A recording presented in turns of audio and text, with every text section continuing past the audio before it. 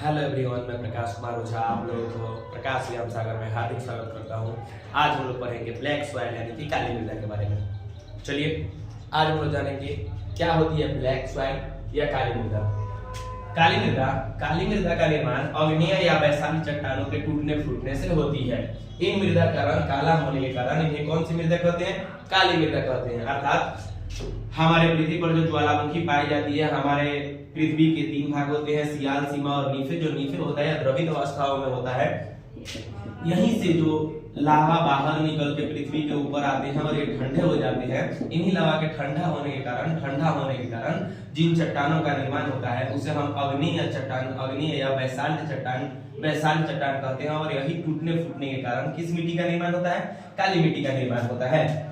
इन्हें रेगुर मृदा भी कहा जाता है। कहीं कहीं किसी किसी क्षेत्रों में इसी काली मृदा को रेगुर मृदा के नाम से जाना जाता है, या खासकर यूपी के क्षेत्रों में इसे रेगुर मृदा के नाम से जाना जाता है।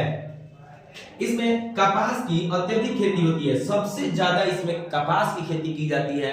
सबसे ज्यादा इसमें कपास का उत्पादन होता है। इसी कारण से इस मिट्टी को काली कपासी मृदा के नाम से जाना जाता है। गर्मी के मौसम में इनमें बड़ी बड़ी दरारें पड़ जाती है। जब गर्मी का मौसम आता है तो यह जो खेत है इसमें लंबी दरारें पड़ जाती है और देखने में यह जुती हुई दिखाई देती है। ऐसा लगता है कि खेत जोता गया है। इस कारण से इन्हें स्वतः जुताई वाली मृदा भी कहा जाता है। जब हम देखते हैं खेतों को तो लगता है कि खेत को जोता जा चुका है, इसलिए इस मिट्टी को स्वतः जुताई वाली मिट्टी कहते हैं। मतलब खुद से जोत दिया गया।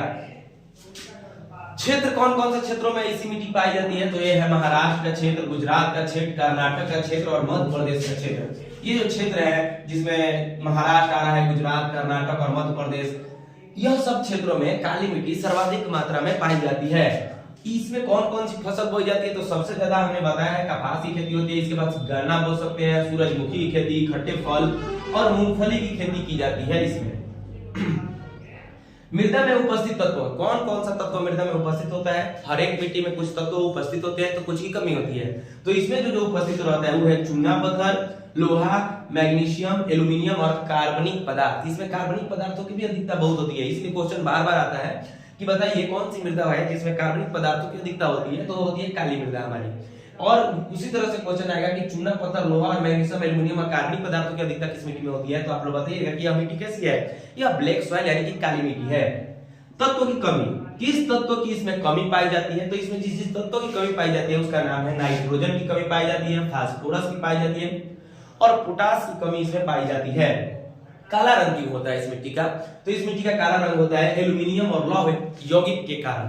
एल्यूमिनियम और लौह यौगिक के कारण इसका रंग क्या होता है? काला होता है। तो जानते हैं कि पृथ्वी की तीसरी परत यानी जो नीफे पाई जाती है इसमें निकेल और फेरस यानी लोहा की ज्यादा प्रधानता होती है। और यही लोहा के कारण और एल्यूमिनियम के कारण इसका रंग कैसा होता है? काला होता है।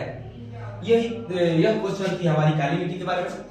और अगर आपको समझ में आया तो प्लीज वीडियो को लाइक करें, चैनल सब्सक्राइब करें। जय हिंद, जय भारत।